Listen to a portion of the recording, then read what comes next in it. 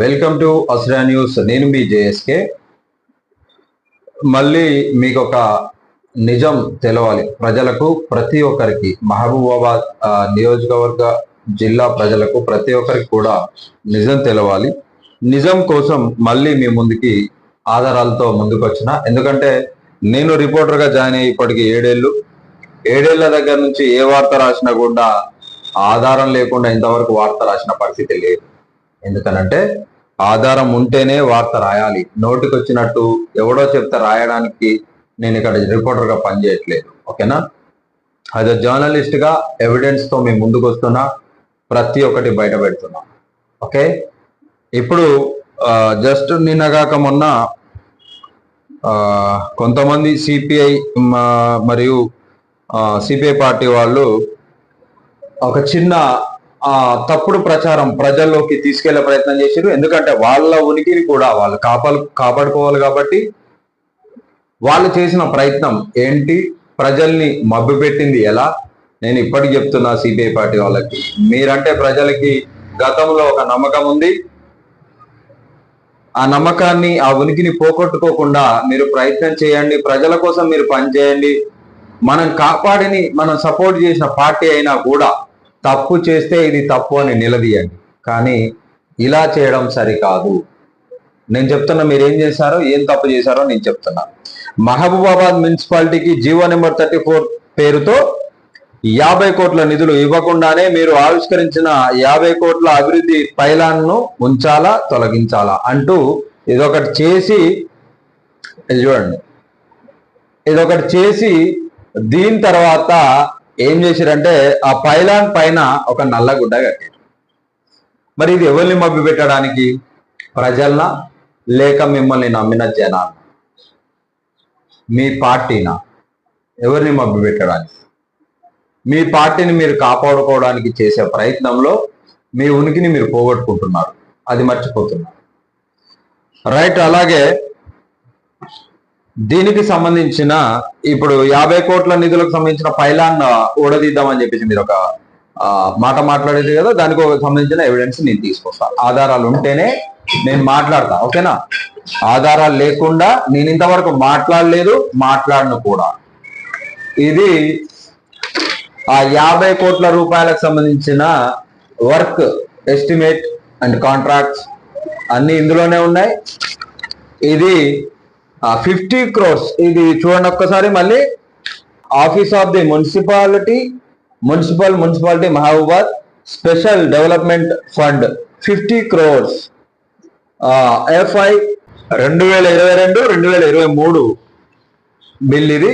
ఇందులో సుమారుగా అంటే ఇందులో ఆల్రెడీ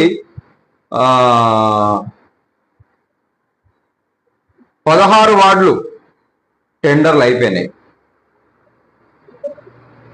16 వార్డులు టెండర్లకు వచ్చినాయి. వార్డు 36 వార్డులలో 16 వార్డు టెండర్కి వచ్చినాయి. 8 వార్డులు టెండర్లు అయినాయి. 12 వార్డులు ఇంకా టెండర్ కాలేదు. మిగతావి ఎవరు టెండర్లు రాలేదు, టెండర్లు వేయడానికి ముందుకు రాలేదు. ఓకేనా?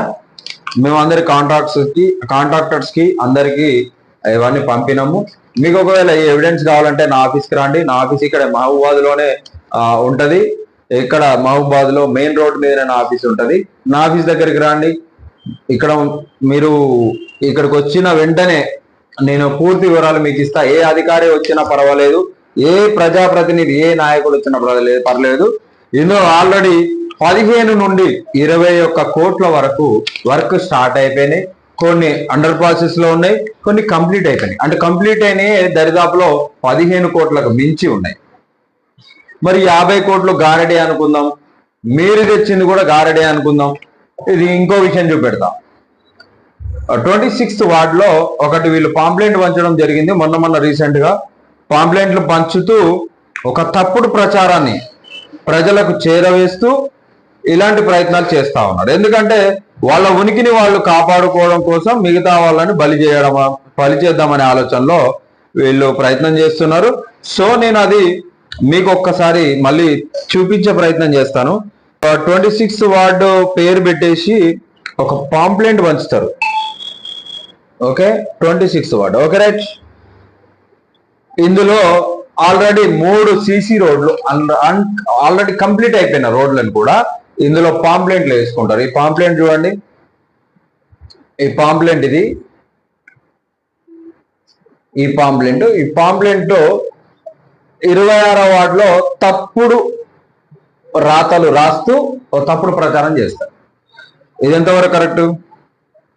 అట్లనే ఇంకో విషయం చెప్తా ఉన్నా, మీకు ఏ ఆధారాలు కావాలన్నా ఏం కావాలన్నా సరే, నేను ఆల్రెడీ మీకు చూపిస్తున్న 15 నుండి 20 కోట్ల వరకు ఆల్రెడీ వర్క్స్ అయిపోయినాయి. ఇంకొన్ని అండర్ ప్రాసెస్ లో ఉన్నాయి, ఒకటి నాట్ కంప్లీట్ లో, కొన్ని నాట్ కంప్లీట్ లో ఉన్నాయి.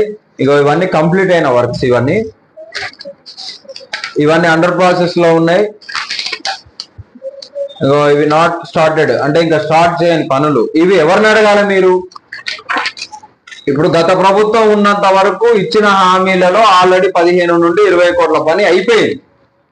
మరి ఇప్పుడు జరగాల్సిన మిగతా పనులకు అడగాల్సింది ఎవరిని? ఉన్న కొత్త ప్రభుత్వాన్ని కదా. గత ప్రభుత్వం మాకు శాంక్షన్ చేసిన బిల్లులు మాకు కంటిన్యూ చేయండి అని చెప్పేసి అడగాలి కదా. మరి ఎందుకు అడగట్లేరు? వాళ్ళని నిలదీసేది వదిలిపెట్టి పోయిన కేసీఆర్ని తలిగి కంప్లీట్ లో అదే పైసలు కేసీఆర్ని అడుగుతాం. ముఖ్యమంత్రి కేసీఆర్ కాదండి, అది మర్చిపోయిందేమో మీరు. చూడండి, అండర్ ప్రాసెస్ లో ఉన్నాయి పనులు. ఇది నాట్ స్టార్టెడ్ అనుకోండి, నాట్ స్టార్టెడ్. చూడండి, అండర్ ప్రాసెస్ లో ఉన్నాయి, ఆల్రెడీ నడుస్తున్నాయి వర్క్స్, ఆల్రెడీ కంప్లీట్ అయిపోయినాలి. ఇప్పటికి కూడా మీరు మున్సిపాలిటీకి వెళ్ళండి, వెళ్ళి కంప్లీట్ గా డీటెయిల్స్ తీసుకోండి. ఇప్పుడు రావాల్సిన మిగతా బిల్లులు అడగాల్సింది ఇప్పుడున్న ప్రభుత్వాన్ని, రేవంత్ రెడ్డి గారిని కదా. మరి మీరు అదే వదిలేసి పాత కేసీఆర్ని అడుగుతాం, ఆయననే అడుగుతాం, ఆయననే. అక్కడ రేవంత్ రెడ్డి అదే భజన చేస్తాడు, ఇక్కడ మీరు అదే భజన చేయండి. రేవంత్ రెడ్డి ఆనవాళ్ళు చేయకుండా చేస్తామని చెప్పేసి ఆయన రోజుకు ఒక 50 సార్లు 100 సార్లు ఎక్కడ ప్రెస్ మీట్ పెట్టినా కూడా ఈయన పేరే తలుచుకుంటాడు. ఎందుకంటే ఆయన ఒక లీడర్, ఆయన ప్రజల మనిషి కాబట్టి ఆయన ఉనికిని పోగొడదామనే ప్రయత్నంలో ఆయనే ఎక్కువ తలుచుకుంటా ఉన్నాడు అట్లా. సో నేను కూడా ఏమంటానంటే, ఇట్లా అబద్ధపు ప్రచారాలు చేసి ప్రజల్ని, మిమ్మల్ని నమ్ముకున్న వాళ్ళని ముంచే కన్నా ఇవి చేయకుండా, ఈ ప్రచారాలు చేయకుండా ఆపేయండి. ఎందుకంటే చదువుకున్న వాళ్ళు మీరే, మిగతాయి మనం చెప్పిన వాళ్ళ ప్రతి ఒక్కరు మూగోళ్ళ లెక్క మనం చెప్పింది మొత్తం నమ్మేస్తారు. ఎవరికేం తెలియదు కాబట్టి మనం చెప్పిందే వింటారు. ఎందుకు? మీ ఉనికిని కాపాడుకోవాలా, దానికోసం మీరు ప్రయత్నం చేస్తా ఉన్నారు, చేయండి. అట్లా కాదు చేసేది. లేని ప్రభుత్వం మీద మట్టి వృద్ధుడు కాదు, బురద గల్లుడు కాదు, ఉన్న ప్రభుత్వం మీద ఫైట్ చేయండి. అప్పుడే మీ ఉనికి నిజమవుతుంది. మీ పార్టీ, మీరు ప్రజల పార్టీ, మీది ప్రజల కోసం పనిచేసే పార్టీ.